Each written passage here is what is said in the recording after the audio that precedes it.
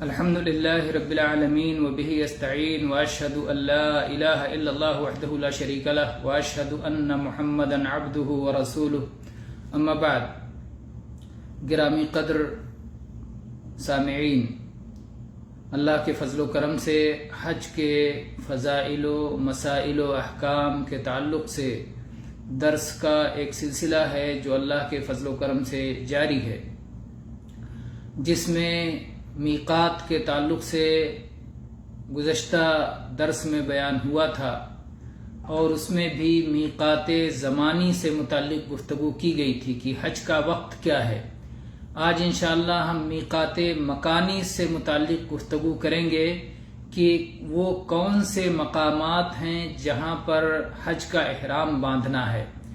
حج کا احرام باندھنے کے اعتبار سے لوگوں کی 3 قسمیں ہیں، اس لحاظ سے آپ یہ کہہ سکتے ہیں کہ میقات مکانی کے معاملے میں لوگوں کی 3 قسمیں ہیں۔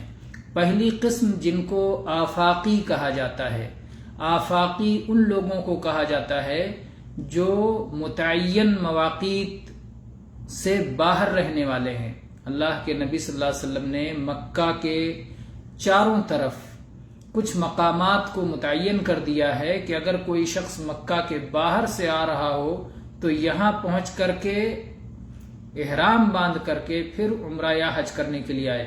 تو مکہ کے اندر اگر حج یا عمرہ کے ارادے سے داخل ہو رہا ہے تو ان مقامات پر احرام باندھ کے ہی اندر داخل ہو۔ تو ان مقامات سے باہر جو لوگ بستے ہیں انہیں آفاقی کا نام دیا جاتا ہے، اور وہ لوگ جو ان مواقیت متعین مقامات اور حدود حرم کے درمیان بستے ہیں ان کو میقاتی کہا جاتا ہے۔ میقات سے حدود حرم یا مکہ کے درمیان جتنے لوگ بستے ہیں ان کو میقاتی کہا جاتا ہے۔ اور تیسرے وہ لوگ ہیں جو مکہ میں بستے ہیں یا حدود حرم میں بستے ہیں، تو ایسے لوگوں کو مکی کہا جاتا ہے۔ تو وہ 3 قسمیں ہو گئی، مکی، میقاتی اور آفاقی۔ اب آئیے ان تینوں کی تفصیل پڑھتے ہیں۔ تو پہلے ہم پڑھتے ہیں آفاقی سے متعلق، آفاقی کے مسائل کیا ہیں۔ آفاقی کے بارے میں جیسا کہ ہم نے آپ کو بتایا کہ یہ وہ لوگ ہیں جو متعین میقات کے لیے متعین مقامات سے باہر رہتے ہیں، جن کا مکان، جن کا گھر، جن کی رہائش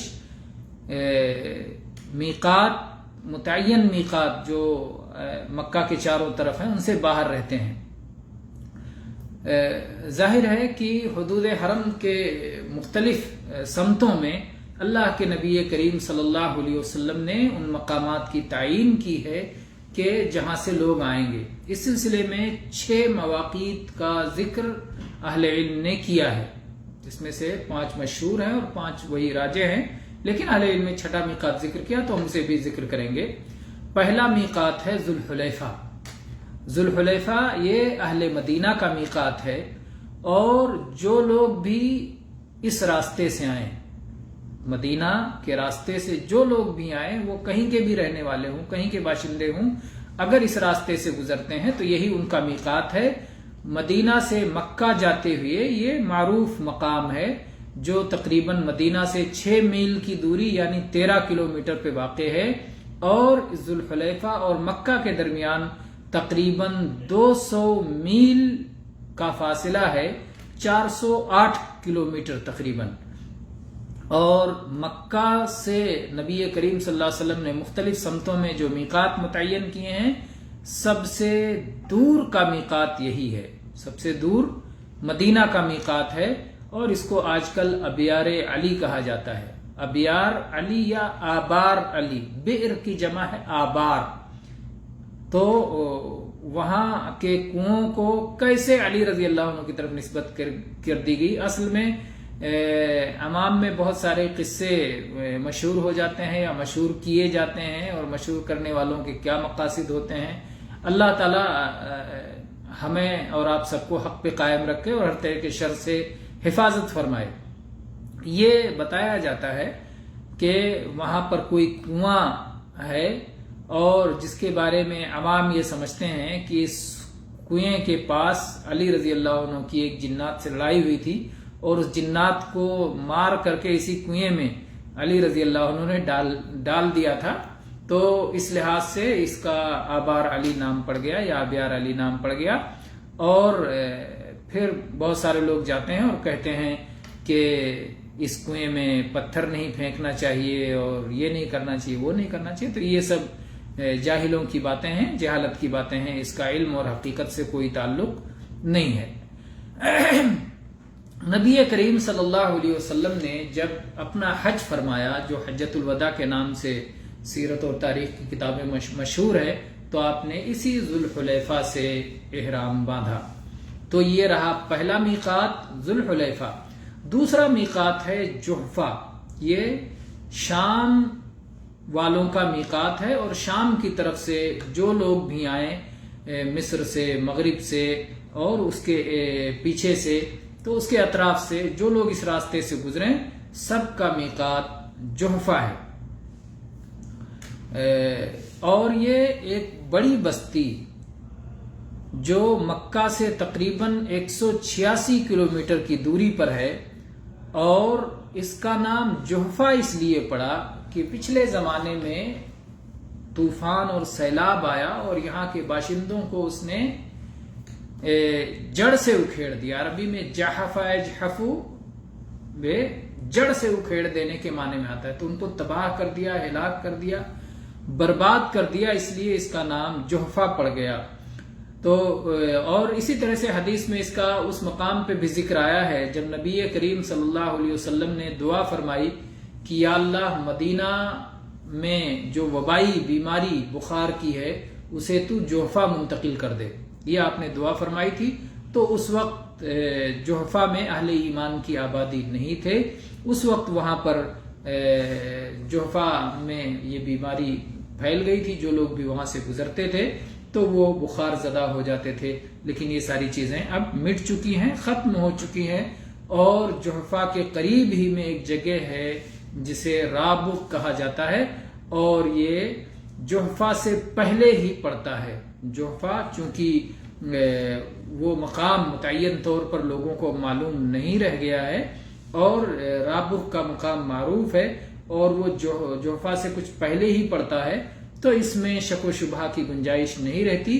جو شخص رابغ سے احرام باندھے گا تو وہ یقینی طور پر جحفہ سے گزرتے ہوئے احرام کی حالت میں ہوگا۔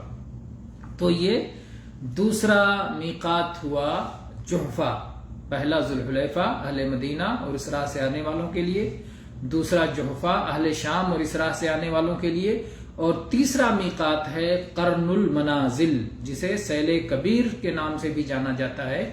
یہ نجد والوں اور ان کی راہ سے آنے والوں کا میقات ہے، اور یہ مکہ سے تقریباً 78 کلومیٹر کی دوری پر ہے، اور مکہ سے سب سے قریبی میقات یہی ہے، مکہ سے سب سے قریبی میقات یہی ہے۔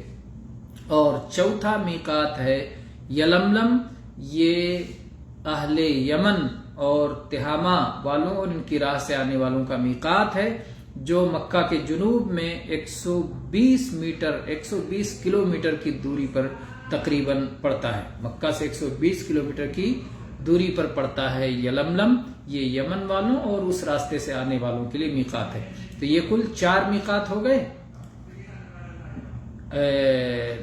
ذوالحلیفہ مدینہ والوں کے لیے اور اس راہ سے آنے والوں کے لیے، جحفہ شام والوں کے لیے اور اس راہ سے آنے والوں کے لیے، اور قرن المنازل یا سیل کبیر یہ نجد اور اس طرف سے آنے والوں کے لیے، اور چوتھا ہے یلملم یمن اور اس کی طرف سے آنے والوں کے لیے۔ 5واں میقات ہے ذات عرق، یہ عراق والوں کے لیے اور اس راہ سے آنے والوں کے لیے ہے، جو بھی مشرق کی جانب سے آتے ہیں۔ یہ بستی ذات عرق اور مکہ کے درمیان 100 کلومیٹر کی دوری ہے تقریباً۔ یہ 5 میقات ہو گئے۔ ہم نے آپ سے کہا تھا کہ ایک چھٹا میقات بھی ہے جس کا ذکر بعض اہل علم نے کیا ہے، اور وہ ہے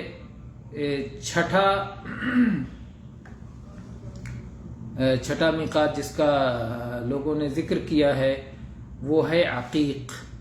عقیق ذکر کیا ہے چھٹے میقات کے طور پر، جو کہ ذات عرق سے پہلے ہی ہے مشرق کی سمت میں، اور کوئی بھی عراق سے آتے ہوئے پہلے عقیق سے گزرے گا، اس کے بعد ذات عرق پہنچے گا. تو اسی لیے اہل علم نے بعض نے کہا کہ یہ یہاں پر احرام باندھنے کی ضرورت نہیں اور ذات عرق ہی کافی ہے.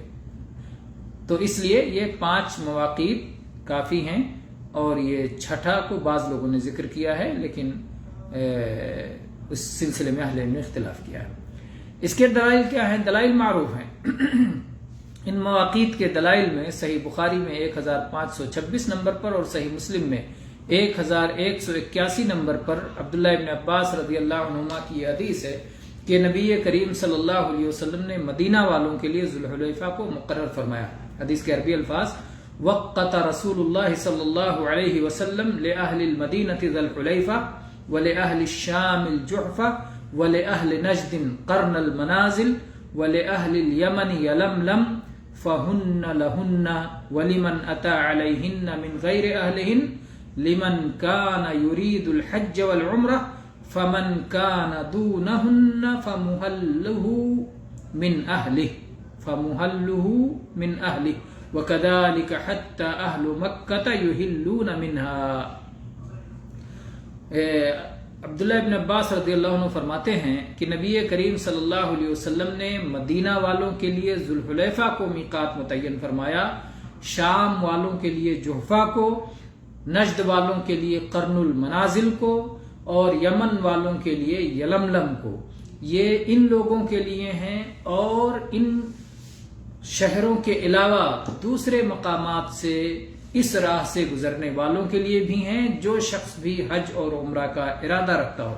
اور جو لوگ ان مواقیت کے اندر ہیں تو اس کے احرام باندھنے کی جگہ اس کا اپنا گھر ہے، جہاں پر وہ ٹھہرا ہوا ہے، جہاں پہ رکا ہوا ہے، جہاں پہ اس کی رہائش ہے، جہاں پر اس کا مکان ہے، وہیں سے وہ احرام باندھ لے گا، یہاں تک کہ مکہ والے مکہ ہی سے احرام باندھ لیں گے. دوسری حدیث ہے عبداللہ ابن عمر رضی اللہ عنہما کی کہ رسول اللہ صلی اللہ علیہ وسلم نے فرمایا: یحل اہل المدینہ من ذی الحلیفہ واہل الشام من الجحفہ واہل نجد من قرن.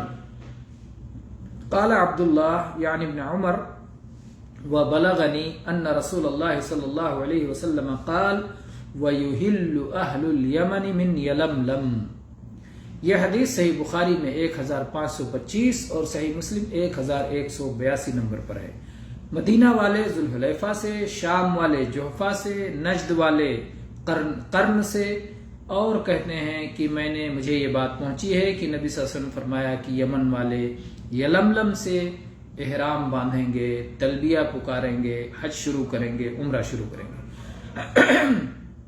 اسی طرح سے عبداللہ ابن عمر رضی اللہ عنہما کی حدیث بھی ہے جو بخاری میں 2336 نمبر پر اور صحیح مسلم میں 1346 نمبر پر ان النبی صلی اللہ علیہ وسلم اتی وهو فی معرسه من ذی الحلیفہ فی بطن الوادی فقیل انک ببطحاء مبارکہ. قال موسى وقد أناخ بنا سالم بالمناخ من المسجد الذي كان عبد الله ينيخ به يتحرى معرس رسول الله صلى الله عليه وسلم وهو أسفل من المسجد الذي ببطن الوادي بينه وبين القبلة وسطا من ذلك.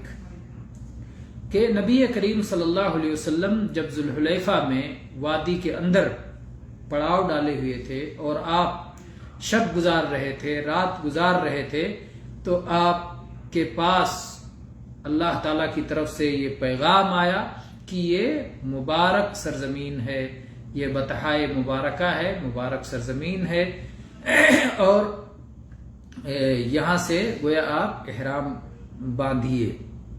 بلکہ دوسری حدیث عمر رضی اللہ عنہ کی حدیث ہے، کہتے ہیں کہ میں نے نبی صلی اللہ علیہ وسلم سے وادی عقیق میں یہ فرماتے ہوئے سنا ہے کہ آپ نے کہا: اتانی اللیلۃ آت من ربی، آج کی رات میرے رب کا پیغامبر آیا. فقال صل فی هذا الوادی المبارک، اور اس نے مجھے حکم دیا کہ آپ اس مبارک وادی میں صلاۃ ادا کیجئے، وقل عمرۃ فی حجہ، اور کہیے حج کے اندر عمرہ، حج کے اندر عمرہ، یعنی عمرہ اور حج دونوں کو ملا کر آپ نے حج قران فرمایا تھا۔ صحیح بخاری کی حدیث ہے 1534 نمبر پر۔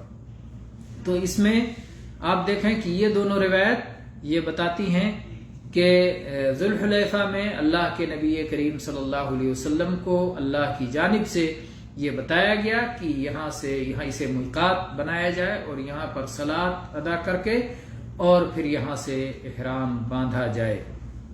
اور اس پر بہت سے علماء اور ائمہ نے اجماع نقل کیا ہے، امام منذر نے، امام حزم نے، امام عبد البر نے، امام رشد نے، امام قدامہ نے اور امام نووی رحمہم اللہ جمیعاً، ان سب نے اس پر اجماع بھی نقل کیا ہے ان کے میقات ہونے پر۔